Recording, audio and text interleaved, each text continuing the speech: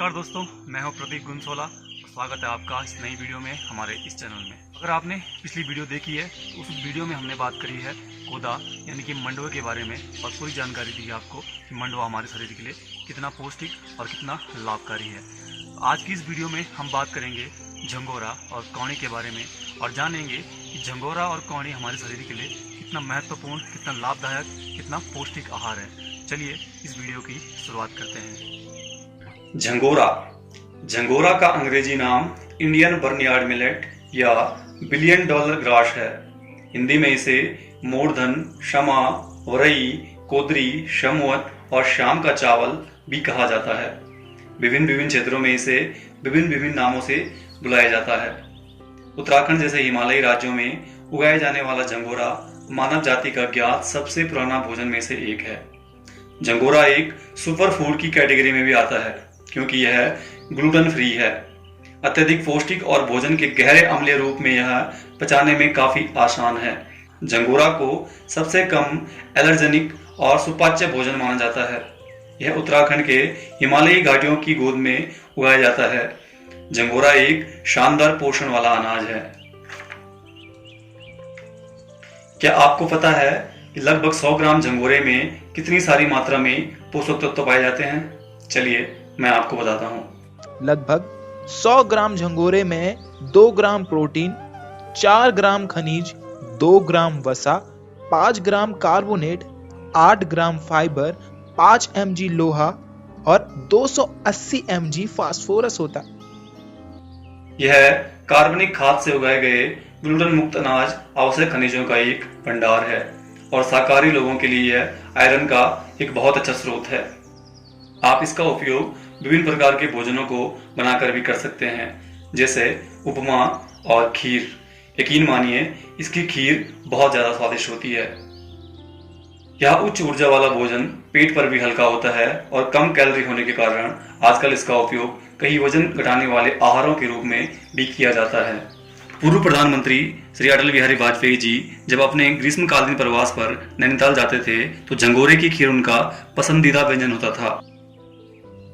झंगोरे की खीर हमारे देश के राष्ट्रपति भवन के मेन्यू में भी शामिल है।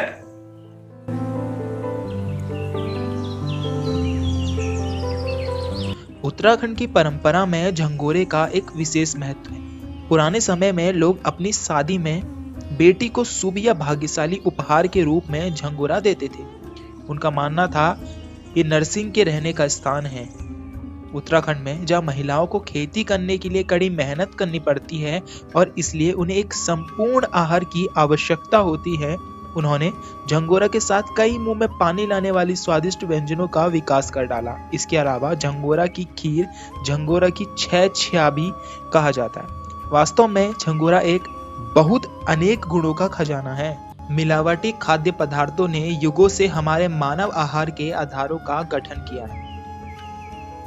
रासायनिक खेती के तरीके और कारखाने की खेती पिछली शताब्दी के मध्य में लोकप्रिय हो गई। फसल की पैदावार को अधिकतम करने के रूप में आज हमारी दुनिया इन प्रथाओं के लिए बड़ी कीमत चुकाती है। रासायनिक खेती और ज्यादा पैदावार के लिए विभिन्न प्रकार के केमिकलों का जो यूज किया जाता है वो हमारे साथ साथ हमारे पर्यावरण के लिए भी हानिकारक है। आज कोई ऐसा व्यक्ति नहीं है जो अस्वस्थ वातावरण के प्रभाव से मुक्त है, चाहे उसके पास कितनी ही संपत्ति और दौलत क्यों ना हो। तो अब बात करते हैं झंगोरे के लाभ की। झंगोरा मधुमेह और गैर मधुमेह दोनों प्रकार के व्यक्तियों में कार्बोहाइड्रेट में सुधार दिखाता है। उच्च आहार फाइबर और कम कार्बोहाइड्रेट वाली सामग्री इसे कम ग्लाइसेमिक इंडेक्स फूड बनाते हैं, इसलिए यह मूल रूप से मधुमेह और हृदय रोग के रोगियों के लिए दिया जा सकता है। यह अनाज अन्य अनाज और बाजरा की तुलना में फाइबर की सबसे अधिक मात्रा को शामिल करता है। इस अद्भुत अनाज को आहार में शामिल करने से कैलोरी का सेवन कम हो जाता है और बिना किसी साइड इफेक्ट के प्राकृतिक रूप से वजन घटने लगता है। चलिए अब झंगोरे के बाद अब बात करते हैं कौड़ी के बारे में। कौड़ी को अंग्रेजी में फॉक्सटेल मिलेट और हिंदी में कंगनी, कांकुन और टांगुन कहते हैं। कौड़ी कभी उत्तराखंड के निवासियों के प्रमुख भोजनों में शामिल था, जिसका भात, खीर, रोटी, लड्डू आदि बनाए जाते थे। दुखद स्थिति यह है कि अब लोग कौड़ी को लगभग भूल चुके हैं। कौड़ी बीटा कैरोटीन का प्रमुख स्रोत माना जाता है। कौड़ी हमारे खून में ग्लूकोज की मात्रा को 70% तक कर देता है, इसलिए यह शुगर में बेहद उपयोगी है। कौड़ी से हड्डियों में कमजोरी, टूटी हुई हड्डियों को जोड़ने, अतिसार जैसे रोगों को दूर करने में मदद मिलती है। कौड़ी के सेवन से हृदय और मस्तिष्क स्वस्थ रहते हैं। तो धीरे धीरे ये फसलें लगभग समाप्ति की कगार पे हैं। जैसे कि कौड़ी गायब हुई, धीरे धीरे झंगोरा गायब होगा और कुछ टाइम बाद आने वाले टाइम में कोदा भी यानी कि मंडवा भी गायब हो जाएगा। और बहुत कम लोग अब खेतीबाड़ी करते हैं और ख़ासकर ये फसलें बहुत कम लोग उगाते हैं।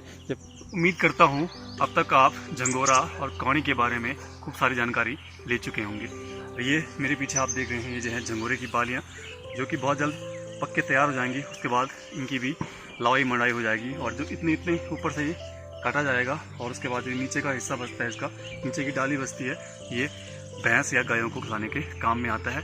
झंगोरा तो आप यहाँ आसानी से देख सकते हैं, लेकिन आज की डेट में कौड़ी देखना बहुत बड़ा चैलेंज हो गया है, बहुत बड़ी बात हो गई है, क्योंकि कौड़ी की खेती अब बहुत कम मात्रा में की जाती है। बहुत कम लोग ही कौड़ी की खेती करते हैं। आजकल मुख्यतः पहाड़ों में ये सारी फसलें ही होती है, झंगोरा, कोदा, कौड़ी।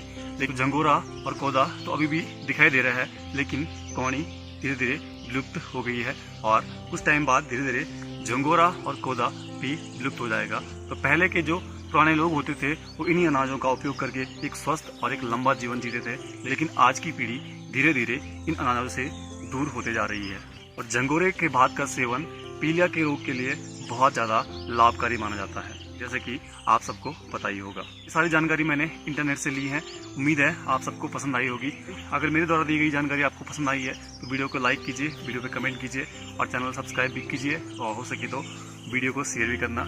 मैं प्रदीप गुंसोला मिलता हूँ आपसे जल्दी एक नई वीडियो के साथ। नमस्कार।